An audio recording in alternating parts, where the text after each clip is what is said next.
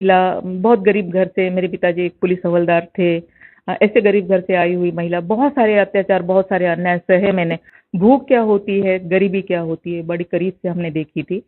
मेरी बहन दवा के खातिर तड़प कर मर गई, लेकिन वो ये कहते थे कि बाहर से आएगी और मुंबई में बिल्डिंग बनाएगी, इतनी औकात इसकी, तो इसको खत्म करो। लेकिन बाबा साहब आए, उन्होंने तो हक ही दे दिया, हिंदू कोड बिल लाया, महिलाओं को जो हक मिला है, तभी जाके इस देश की महिला राष्ट्रपति बनी है, पंत प्रधान बनी है। इस देश की महिला हर जगह पे काम कर रही है। जहां मैं बॉम्बे में जब मैं आई थी तो मेरे पास रहने के लिए घर तक नहीं था। आज मैं बिल्डर हूँ, लोगों को घर बेचती हूँ। मेरे पास जिन रास्तों पे चल के मुझे बॉम्बे में डर लगता था, आज मेरे ही कंपनी के नाम पर दो दो रास्ते यहाँ पर है। साथियों नमस्कार, मैं हूं नीरज पटेल और आप देख रहे हैं नेशनल जनमत। अभी जिस शख्सियत को आप सुन रहे थे, हाल में ही मुंबई की यात्रा पर इनसे मेरी मुलाकात हुई। ये सिर्फ नाम से ही कल्पना सरोज नहीं है, बल्कि इनकी जिंदगी और इनके काम भी कल्पना से परे हैं। 2 रुपए की प्रतिदिन की नौकरी से लेकर के आज अपनी कंपनी कमानी ट्यूब्स लिमिटेड को 2000 करोड़ रुपए के टर्नओवर तक पहुंचाने वाली कल्पना सरोज मुंबई में किसी परिचय की मोहताज नहीं रह गई हैं। उनके संघर्ष का सफरनामा इसलिए महत्वपूर्ण हो जाता है क्योंकि एक तो बौद्धिस्ट, उसमें भी दलित और उसके ऊपर महिला, इसलिए उनकी सफलता की जो सीढ़ियां हैं, उनका सफर निश्चित तौर पर महिलाओं के लिए प्रेरणा स्रोत है। 10वीं तक वह मुश्किल पढ़ पाई हैं, इसके बाद भी नाम में डॉक्टर लगा हुआ है, इसलिए क्योंकि कई यूनिवर्सिटी की तरफ से मानद उपाधि के तौर पर उनको डॉक्टरेट की उपाधि मिली हुई है। दुनिया भर के तमाम सारे देशों में घूम करके सम्मान हासिल कर चुकी हैं और भारत में भी 200 से 250 के लगभग कई महत्वपूर्ण सम्मान उनकी झोली में आकर के गिरे हैं। मुंबई में बड़े बड़े अरबपति और खरबपतियों के बीच में उनकी कंपनी की हैसियत का अंदाजा इस बात से लगा सकते हैं कि मुंबई के महंगे और पॉश इलाके में 2 सड़क उनकी कंपनी के नाम से हैं।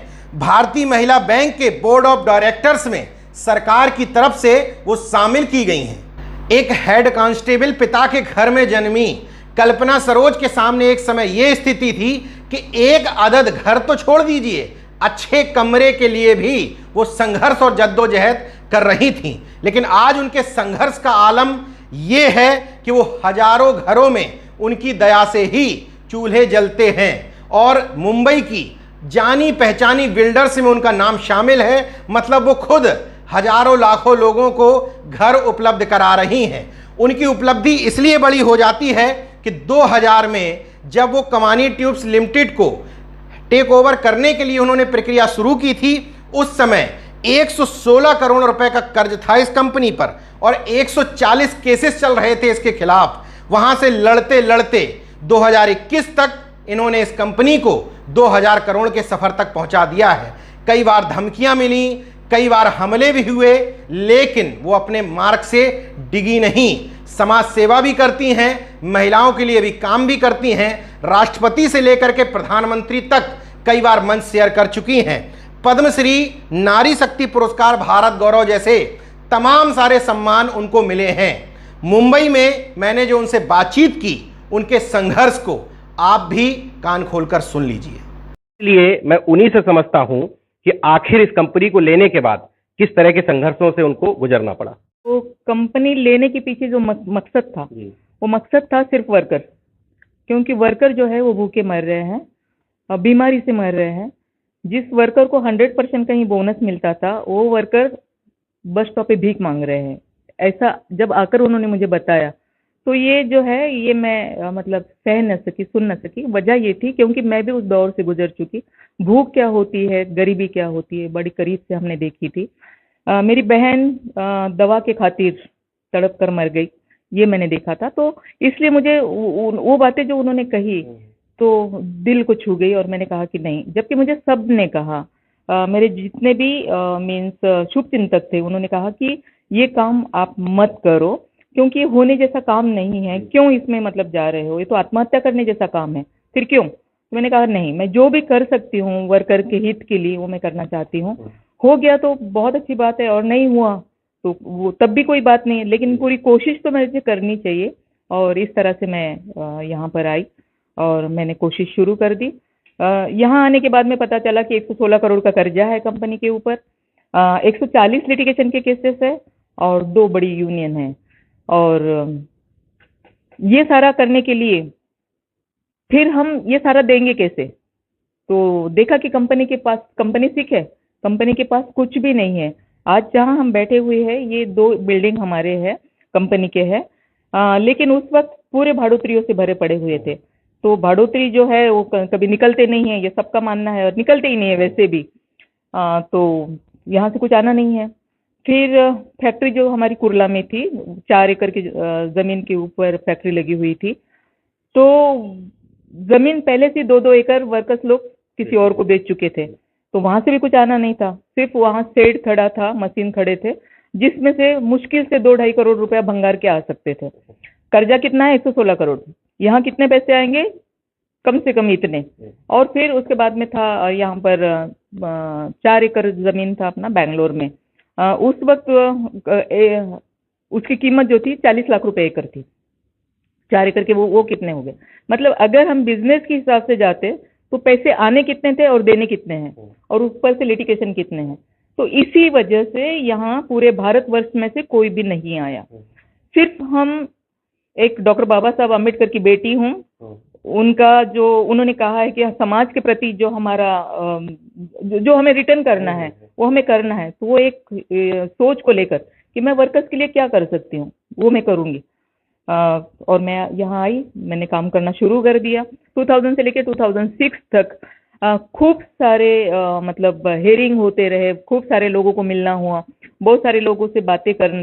तो कुछ लोग सपोर्ट करते थे, कुछ लोग सपोर्ट नहीं करते थे, लेकिन ये सारा करते करते 2006 में 21 मार्च 2006 में मतलब कोशिश कब से शुरू की आपने? 2000 से? 2000 से, हाँ। 6 साल लग गए? 6 साल लग गए। एक महिला के लिए कितना कठिन था ये सब, वो भी मुंबई जैसी जगह में? यहाँ पे कई बार धमकी भी मिली होंगी, बहुत तरह की बातें भी आई होंगी। 1 नहीं, 2 नहीं, 3 बार मेरे मर्डर का प्लान बना।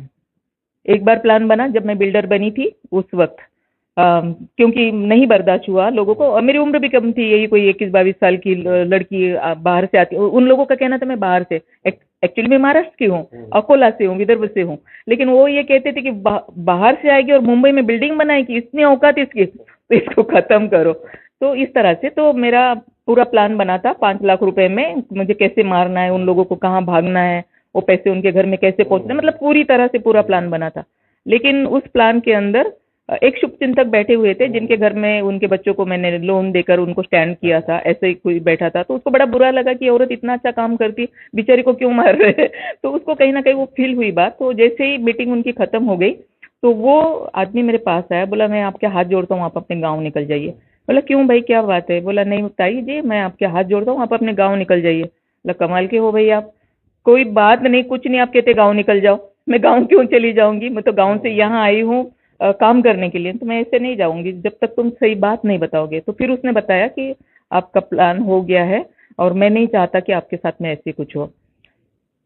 तो मैं गांव तो नहीं गई, मैं डायरेक्ट पुलिस कमिश्नर के पास गई और मैंने उनसे बताया कि मेरे नाम की सुपारी दी गई हुई है। तो बोले तुमको कैसे मालूम? मतलब मुझे मालूम पड़ा, ये मैं आपको बताने आई हूँ, अब देखना ये आपका काम है, पुलिस आप है, आप देख लीजिए कि कौन मारना चाहते हैं और क्यों मारना चाहते हैं मुझे। तो कमिश्नर ने एरिया के डीसीपी को फोन किया, डीसीपी ने एसीपी को किया, फिर एरिया के पुलिस स्टेशन को फोन गया।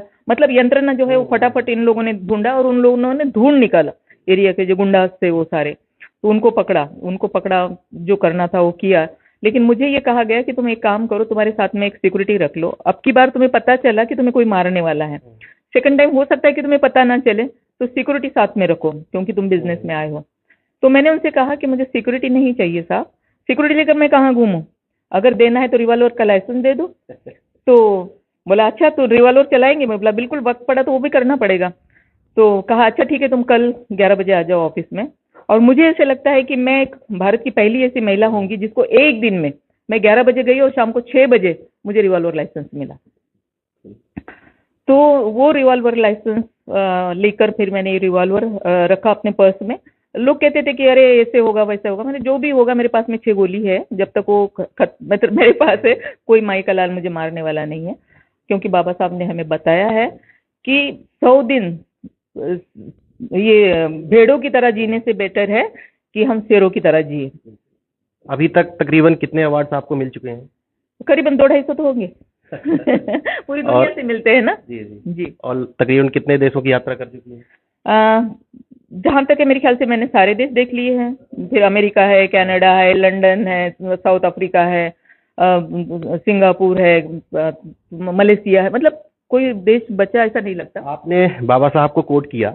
बाबा साहब ये भी कहते थे कि महिलाएं अगर आ जाती हैं मिशन में तो उस घर का भी भला हो जाता है और समाज का भी भला हो जाता है। तो लगता है भी कि महिलाएं काफी हद तक आ रही हैं, बदलाव है पहले से? बहुत सारा बदलाव है, बहुत सारा बदलाव है। मैं ये बताना चाहती हूँ कि एक जमाना ऐसा था कि महिलाओं को जो गाय होती है ना, जो गोठा होता है उसके अंदर बांधा जाता है, वो हालत थी महिलाओं की, है ना। लेकिन महात्मा ज्योतिबा फुले आए, उन्होंने अपनी बीवी को पढ़ाकर लड़कियों की जो स्कूल स्टार्ट की है वहां से शुरू हुआ। तो असली ज्ञान की देवी तो सावित्री बाई ने। मतलब बेटियों को जो पढ़ाना है, पहले तो नहीं पढ़ाया जाता था तब, लेकिन बाबा साहब आए, उन्होंने तो हक ही दे दिया। हिंदू कोड बिल लाया, महिलाओं को जो हक मिला है, तभी जाके इस देश की महिला राष्ट्रपति बनी है, पंत प्रधान बनी है। इस देश की महिला हर जगह पे काम कर रही है, चाहे वो फिर पार्लियामेंट हो, चाहे वो मतलब हर जगह पे, अंतरिक्ष में हो, कहीं पर भी महिलाएं मरी जा रही है। और ये जो काम कर रही है, ये सिर्फ और सिर्फ डॉक्टर बाबा साहब आम्बेडकर का मतलब दिया हुआ हम लोगों को वरदान है। वरना हम भी यहाँ कहाँ होते, कहाँ करने देते। इतना करने के बावजूद भी तो मारने के लिए खड़े थे। क्या संदेश देना चाहती हैं महिलाओं को? तमाम महिलाएं हैं जो काम करना चाहती हैं, उनके घर के लोग कभी रोक देते हैं, कभी समाज का प्रेशर रोक देता है, ऐसे लोगों के लिए क्या संदेश देना? देखिए, प्रेशर तो बहुत है, आज भी है महिलाओं के ऊपर। क्या है कि घर के लोग मतलब हर जगह पे क्या है कि घर के लोग अगर सपोर्ट करें ना, तो महिलाएं, अगर उनको मौका दिया जाए ना, महिला कुछ भी कर सकती है। पहले जमाने की महिलाएं भी रणभूमि में लड़ाई करती थी।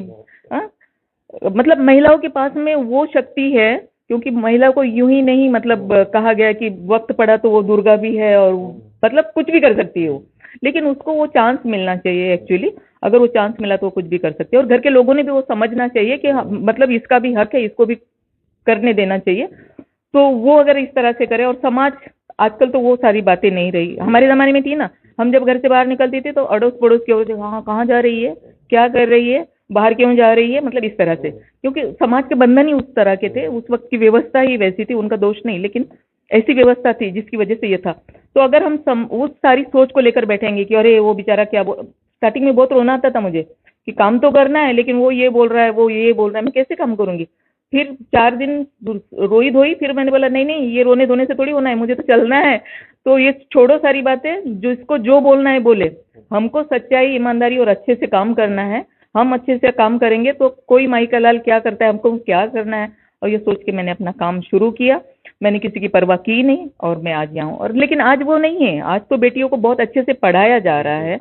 हर काम में घर वाले, बाहर वाले सब मदद कर रहे हैं, समाज कर रहे हैं, सरकार कर रही है मदद। आज महिलाओं के लिए कितने सारे स्कीम है। तो महिलाओं को डरने का तो कोई सवाल ही नहीं उठता। उन्होंने तो और उठ के बाहर जाके काम करना चाहिए। जब ताई कह के लोग आपके पास आते हैं और आपसे उम्मीद रखते हैं, मैंने अभी देखा जितने लोग भी आ रहे थे ताई कह के बुला रहे थे, तो आपके लिए तो ये पूरा परिवार ही हो गया। जी बिल्कुल। तो कितना कॉन्फिडेंस आता है अंदर से? बहुत। मेरा कॉन्फिडेंस और मेरा विश्वास, इसी ने मुझे यहाँ तक बढ़ाया है, वरना फिर क्या। तो काफी सारा मतलब मुझे अपने आप पे विश्वास है। जब भी मैं कोई भी काम करती हूँ, कोई भी चैलेंजिंग जॉब जब मैं करती हूँ, तो मुझे ये पता है बहुत सारी नेगेटिव बातें होती है कि अरे ये कैसे कर सकते, फिर उसमें इतने सारे नेगेटिव ये है।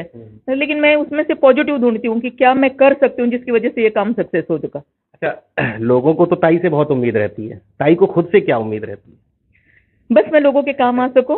और वैसे भी क्या करना है, मैं आपको बताना चाहती हूँ कि मैं एक महिला, बहुत गरीब घर से, मेरे पिताजी एक पुलिस हवलदार थे। ऐसे गरीब घर से आई हुई महिला, बहुत सारे अत्याचार, बहुत सारे अन्याय सहे मैंने। लेकिन उसके बावजूद भी मैं अपने आप को, ये मैं कहूंगी कि मैं अपने माँ बाप की एक बेटी, जिसका मतलब बाबा की नौकरी जाने के बाद में एक बड़ी बेटी हूँ मैं, तो मेरी जिम्मेदारी है मेरे माँ बाप को, मेरे बहन भाइयों को संभालना। वो मैंने पूरा किया। मेरे बच्चों को मैंने पढ़ा लिखा कर उनको मैंने स्टैंड किया। मेरे जितने भी मामा के लड़के होंगे, चाचा के लड़के होंगे, जो भी मैं उनके लिए कर सकती हूँ, क्योंकि मैंने घर समाज कार्य जो है अपने घर से स्टार्ट किया। तुम बाहर वालों के लिए जाओगे, घर में रोएंगे तो वो कोई मतलब नहीं है। तो घर से मैंने स्टार्ट किया, पहले घर वालों की तकलीफों को दूर किया, और समाज के लिए करना तो फर्ज ही है। समाज के लिए और अपने देश के लिए काम करना मेरा फर्ज है, और ये सारा कुछ मैं बहुत अच्छे से कर रही हूँ, और मैंने अच्छे से किया, मुझे फक्र है। मेरे वर्कर मुझे आई भवानी कर पुकारते हैं, क्योंकि उनके जब मैंने उनके जो पैसे थे 8.5 करोड़ रुपया, जो मैंने टाइम पे उनको दिए, तो जिसकी वजह से उनके घर के चूल्हे जल गए, उनकी जितनी ज़रूरतें थी वो सारी पूरी हो गई। किसी को अपने बेटी की शादी करनी है, किसी को अपने वाइफ के हार्ट का ऑपरेशन करना, मतलब हर किसी के अपने अपने प्रॉब्लम थे, वो सारे के सारे दूर हो गए। अगर मैं टेक ओवर नहीं करती तो उनका कहना ऐसा है कि कंपनी टेक ओवर नहीं होती तो ये ऐसे ही चली जाती, हमें अपने पैसे तक के नहीं मिलते। तो माँ भवानी आप हमारी ज़िंदगी में आए और हमारे सारे प्रॉब्लम सॉल्व हो गए। एक अंतिम सवाल, इसलिए क्योंकि कहानी शुरू हुई थी कर्ज से, जी तो सवाल इसलिए ज़रूरी है कि लोगों को ये पता चलना चाहिए कि कर्ज से शुरू हुई कहानी 2021 में कहाँ तक पहुँच चुकी है। कर्ज से शुरू हुई थी, सारे कर्ज खत्म हो गए। जो सिक यूनिट था वो आज मतलब काफ़ी सारे फायदे में है, और आज मेरी कंपनी की मतलब ये जो है क्या बोलते हैं उसको, नेटवर्थ जो है वो जिसका, तो करीबन 2000 करोड़ से ज़्यादा ही। कितने घरों के चूल्हे जल रहे हैं? हज़ारों घरों के चूल्हे जल रहे हैं, हज़ारों घरों के चूल्हे जल रहे हैं। ये सक्सेस स्टोरी थी, और बताना इसलिए ज़रूरी था कि तमाम ऐसे लोग जो अपने घर में लड़कियों को पढ़ाने से ज़्यादा बेहतर उनके दहेज के लिए पैसा इकट्ठा करना ज़्यादा बेहतर मानते हैं, तो मुझे लगता है कि अगर उनके पढ़ाने पर ध्यान दिया जाए तो शायद दहेज का जो दानव है वो भी खत्म होगा। और ऐसे लोग ताई है आपके सामने प्रेरणा देने के लिए। हम उम्मीद करते हैं ऐसे ही आप महिलाओं के लिए काम करती रहेंगी और अवार्ड जीतती रहेंगी। जी जी। तो मैं एक बात और कहना चाहूँगी कि मैं मेरे पास एजुकेशन इतना था ही नहीं, मतलब यही कोई 10 क्लास तक भी मैं ढंग से नहीं पढ़ पाई, तो मतलब 9वीं पास हूँ, 10वीं हाँ 10 तक भी नहीं हूँ, लेकिन मैं IIM बैंगलोर गवर्नर बॉडी पे हूँ, ठीक है। मुझे डॉक्टरेट मिल चुका है। जहाँ मैं बॉम्बे में जब मैं आई थी तो मेरे पास रहने के लिए घर तक नहीं था। आज मैं बिल्डर हूँ, लोगों को घर बेचती हूँ। मेरे पास जिन रास्तों पे चल के मुझे बॉम्बे में डर लगता था, आज मेरे ही कंपनी के नाम पर 2 रास्ते यहाँ पर है। तो इस तरह से मतलब ये ना एक जुनून का एक काम है, एक जिद, एक जुनून, एक ऐसे कि नहीं मुझे कुछ कर गुजरना है। और जब भी तकलीफ होती थी ना, तो तकलीफ देते थे लोग या तकलीफ होती थी तो मुझे एक ही बात याद आती थी कि डॉक्टर बाबा साहब आम्बेडकर ने कितनी तकलीफ सही, तब वो अकेले थे, उनके साथ कोई भी नहीं था। आज हमारे साथ में पूरा समाज खड़ा है, हमारे साथ में सारे रास्ते खुले, बाबा साहब ने सारा रास्ता खोल के दिया है, सिर्फ हमें चलना है। अब हमें चलना भी नहीं आता होगा तो लानत है ना हमारे ऊपर।